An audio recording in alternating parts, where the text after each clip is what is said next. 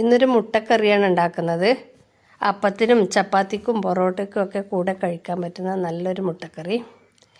ഇഞ്ചി, പച്ചമുളക്, സവാള, കറിവേപ്പില എന്നിവ ചേർത്ത് വഴറ്റിയതിന് ശേഷം തക്കാളി കൂടി ചേർത്ത് നന്നായി വഴന്നു വരുമ്പോൾ മല്ലിപ്പൊടി, മുളക് പൊടി, മഞ്ഞൾപ്പൊടി എന്നിവ ചേർത്ത് പച്ചമണം മാറുന്നത് വരെ വഴറ്റുക.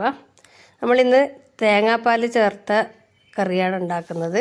തേങ്ങയുടെ 1-ാം പാലും 2-ാം പാലും എടുത്തു വെച്ചിട്ടുണ്ട്. എല്ലാം വഴന്നു വന്നതിന് ശേഷം ആവശ്യത്തിന് ഉപ്പും ചേർത്ത് അതിലേക്ക് 2-ാം പാൽ ചേർത്ത് തിളപ്പിക്കുക. തിളച്ച് കുറുകി വരുമ്പോൾ അതിലേക്ക് കുറച്ച് ഗരം മസാലയും കുരുമുളക് പൊടിയും കൂടി ചേർത്ത് കൊടുക്കുന്നുണ്ട്. കറി തിളച്ച് കുറുകി വരുമ്പോൾ 1-ാം പാൽ കൂടി ചേർത്ത് കൊടുക്കുക.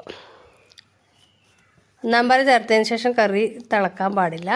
അതിലേക്ക് നമ്മൾ എടുത്തു വെച്ച മുട്ട കൂടി ചേർത്ത് കൊടുക്കുക. മുട്ട ഇങ്ങനെ മുറിച്ചിട്ടാണ് ചേർത്ത് കൊടുക്കുന്നത്.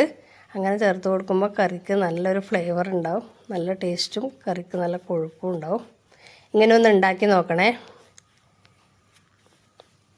നല്ല ടേസ്റ്റുള്ള കറിയാണ്.